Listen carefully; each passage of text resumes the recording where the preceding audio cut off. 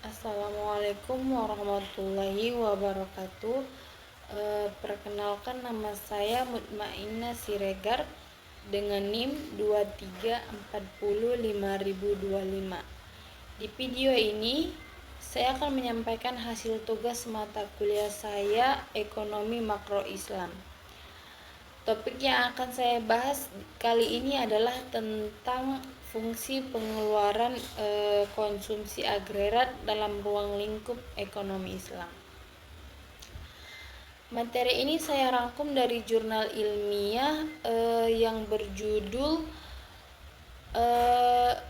Zakat pada Konsumsi Agregat dalam Konsumsi Islam, yang ditulis oleh Lilis Lisnawati dan diterbitkan dalam jurnal Pediamatika.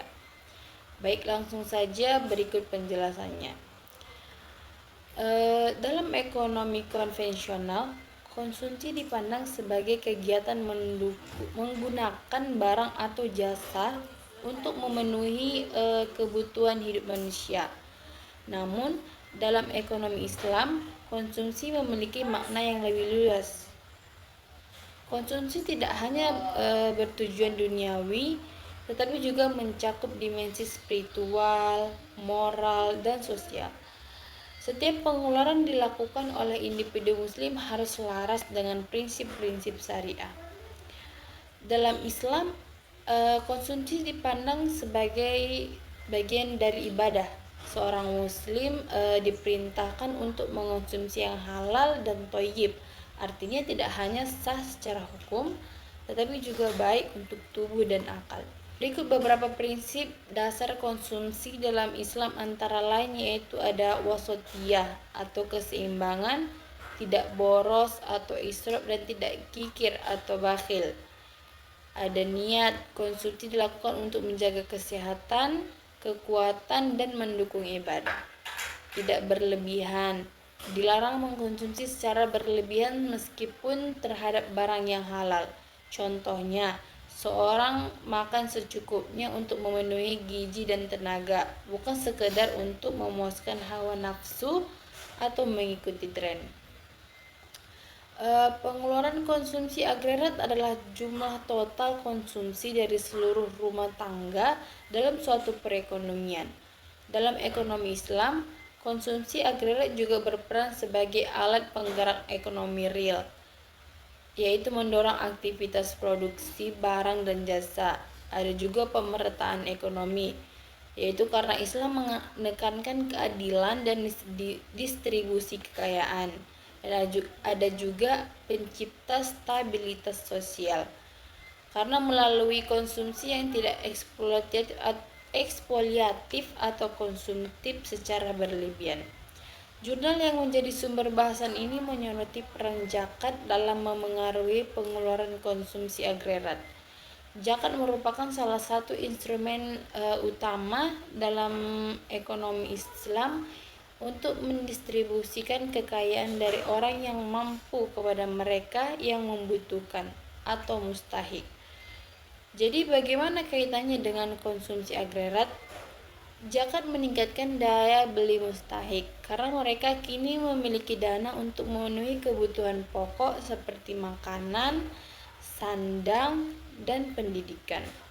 Hal ini menyebabkan peningkatan konsumsi di kalangan bawah yang efeknya sangat signifikan bagi pertumbuhan ekonomi. Dengan bertambahnya konsumsi kelompok menengah ke bawah, maka roda ekonomi dapat bergerak lebih merata. Model matematis dalam jurnal tersebut menunjukkan bahwa semakin besar zakat yang disalurkan, maka akan terjadi peningkatan konsumsi agregat secara keseluruhan. Jadi perbedaan mendasar antara ekonomi Islam dan ekonomi konvensional terletak pada yang pertama, yaitu tujuan konsumsi. Dalam Islam untuk ibadah dan kebaikan, sedangkan dalam sistem konvensional lebih sering diarahkan kepada kepuasan pribadi. Dan yang kedua ada kontrol moral dan hukum. Islam mengatur konsumsi agar tidak merugikan diri sendiri, masyarakat maupun lingkungan. Dan yang ketiga adanya instrumen seperti zakat, infak, dan larangan riba yang tidak ditemui dalam sistem konvensional.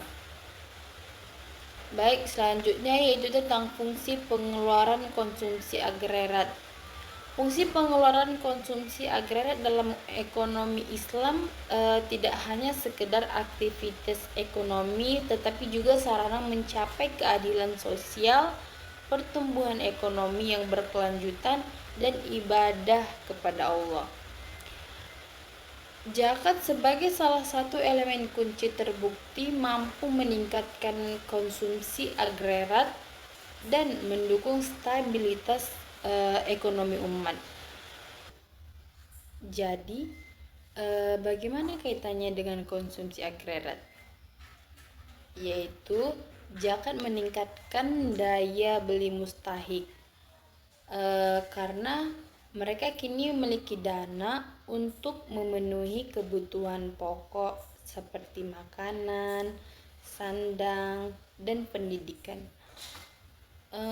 Hal ini menyebabkan peningkatan konsumsi di kalangan bawah yang efeknya sangat signifikan bagi pertumbuhan ekonomi. Dengan bertambahnya konsumsi kelompok menengah ke bawah, maka roda ekonomi dapat bergerak lebih merata. Model matematis dalam jurnal tersebut menunjukkan bahwa semakin besar zakat yang disalurkan, maka akan terjadi peningkatan konsumsi agregat secara keseluruhan. Perbedaan mendasar antara ekonomi Islam dan ekonomi konvensional terletak pada yang pertama, yaitu tujuan konsumsi. Dalam Islam, tujuannya itu untuk ibadah dan kebaikan, sedangkan dalam sistem konvensional lebih sering diarahkan pada kepuasan pribadi. Yang kedua ada kontrol moral dan hukum. Islam mengatur konsumsi agar tidak merugikan diri sendiri, masyarakat maupun lingkungan. Adanya instrumen seperti zakat, infak, dan larangan riba yang tidak ditemui dalam sistem konvensional. Fungsi pengeluaran konsumsi agregat dalam ekonomi Islam tidak hanya sekedar aktivitas ekonomi, tetapi juga sarana mencapai keadilan sosial, pertumbuhan ekonomi yang berkelanjutan, dan ibadah kepada Allah.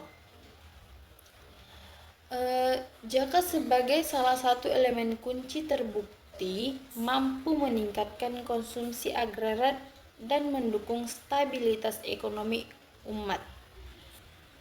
Islam juga mengajarkan bahwa konsumsi harus memperhatikan maqasid syariah. Tujuan-tujuan utama syariat yaitu menjaga agama, jiwa, akal, keturunan, dan harta. Artinya, pengeluaran yang dilakukan seorang muslim semestinya mendukung pencapaian 5 hal ini. Misalnya, membeli buku untuk menambah ilmu, termasuk konsumsi yang mendukung penjagaan akal. Yang kedua, menghindari produk berbahaya seperti narkoba atau alkohol juga termasuk bagian dari implementasi maqasid dalam konsumsi. Pengeluaran konsumsi agregat adalah jumlah total konsumsi dari seluruh rumah tangga dalam suatu perekonomian. Jika konsumsi dilakukan secara produktif dan sesuai syariat, maka konsumsi agregat akan menjadi indikator kesehatan ekonomi umat. Konsumsi yang sehat mendorong pertumbuhan sektor real seperti pertanian, UMKM, dan industri halal. Dengan demikian, konsumsi bukan hanya pengeluaran, tetapi bentuk partisipasi masyarakat dalam membangun ekonomi Islam yang kuat dan mandiri. Jadi jurnal yang menjadi sumber bahasan ini menyoroti peran zakat dalam mempengaruhi pengeluaran konsumsi. Maksudnya dalam mempengaruhi pengeluaran konsumsi agregat. Zakat tidak hanya bermanfaat bagi penerima, tetapi juga pemberi. Dalam ekonomi Islam, harta yang dikeluarkan karena Allah justru akan membawa keberkahan dan pertumbuhan. Konsep ini berbeda dengan pandangan konvensional yang menganggap pengeluaran sebagai